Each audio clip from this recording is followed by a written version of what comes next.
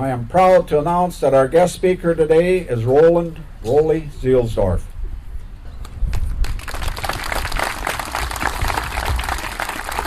Thank you, Commander Bob. One day, I hear on the radio where there's an honor flight going to Washington. Now, later on, they're going to read the names of the gentlemen that were on the honor flight. So I'm telling this story for them. But in the event you are looking for a speaker, any one of these people would be glad to make an appearance at whatever function and talk about the honor flight. When I heard that announcement, I immediately called Mark Rams over at Juneau and asked to have one of the applications. He said, I'll put it in the mail. I thought, no, I'm going to go and get it. So I went over to Juneau and I picked it up, filled it out, but I didn't take it to Port Washington. I thought I'll give them the overnight. I know they'll get the mail. And about 2 weeks later, I got the call. You've been picked for the honor flight. Times were given, what time we were supposed to muster down at Milwaukee at the airport. 4 o'clock in the morning, we show up at the airport. There's a high school chorus, there's a band, and there's news people there interviewing the veterans prior to boarding the aircraft. It really started to get to me, though. There's 90-some of us on this aircraft. We're heading for Baltimore.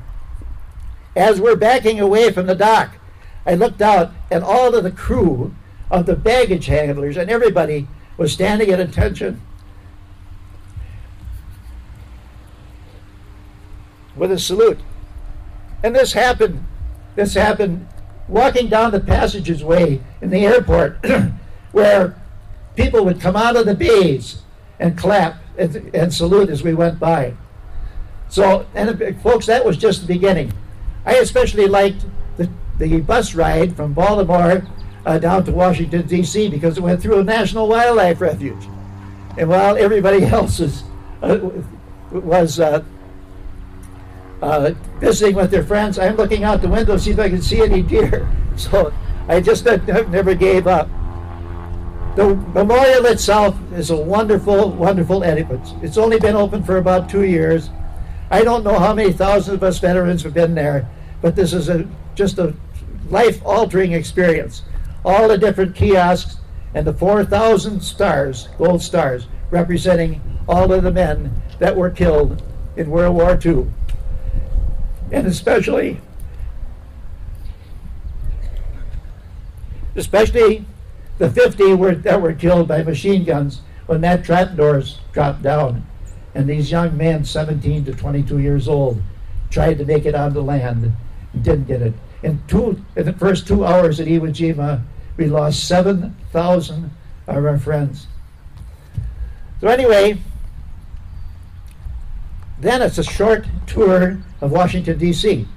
And I thought to myself, we should have a tour guide on that motor coach to tell us what we're seeing. I had been to Washington before, and I recognized some of the buildings. I thought maybe I ought to get up in the front of the bus and grab that microphone and say a few words, but I thought maybe I better not. But one of the interesting things, when we passed the Pentagon, you could see where the aircraft had hit the building because they had cleaned up the side, but you could still see the remains of some smoke. The marble was a little bit different color. Then, of course, the National Cemetery. We didn't stop at the National Cemetery, but we went on to changing of the guard. And I don't know why that changing of guard affected me the way it did. It was just such a moving experience. Then on to the Iwo Jima Memorial. And that was a tough one. Anyway, back to the aircraft. And on the way back, they called mail call.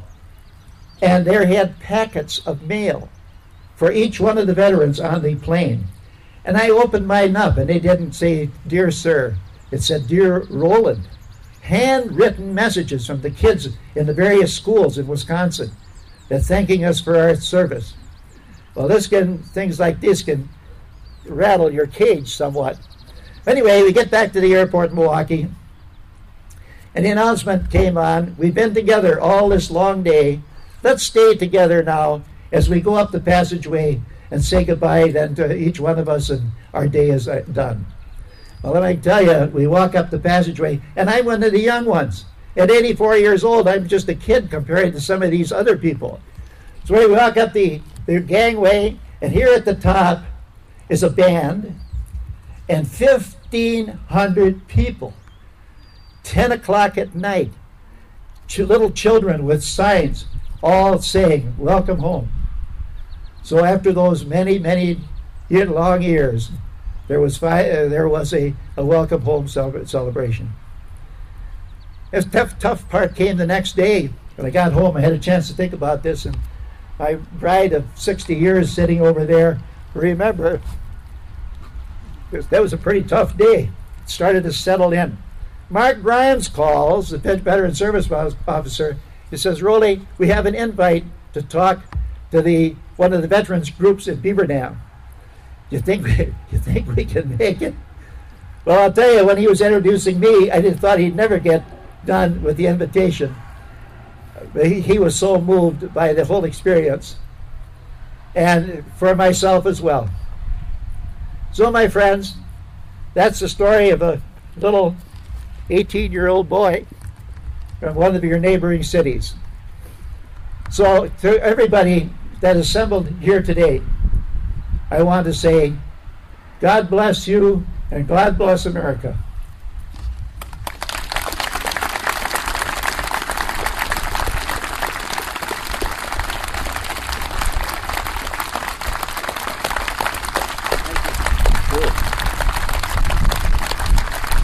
Thank you, Will, for sharing your experiences.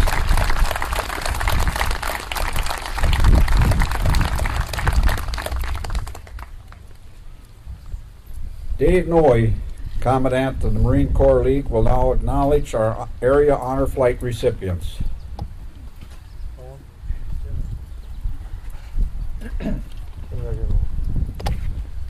Ladies and gentlemen, in the crowd today, perhaps the person sitting next to you is a World War II veteran. I have a list here of local individuals who have had the honor of being on the honor flights. Cletus Willingans, would you please stand? Irvin Hammer. Come on up here, Irvin. Victor Buss. If you are with us, please stand. Fred Kinsey. Jim Kaiser. Dr. Paul Youngdale.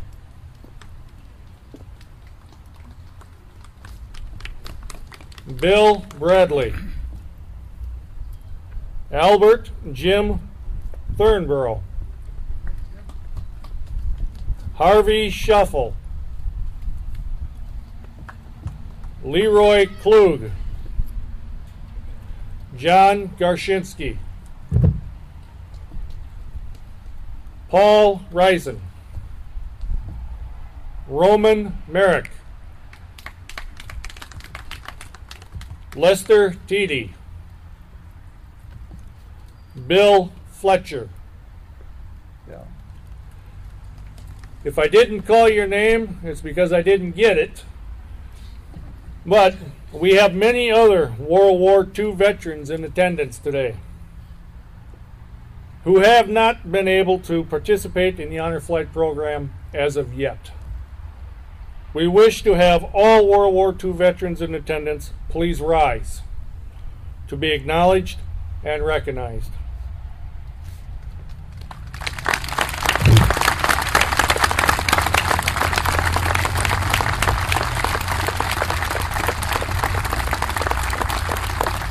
To go with our theme for this year's activities, these are the real American idols. Thank you.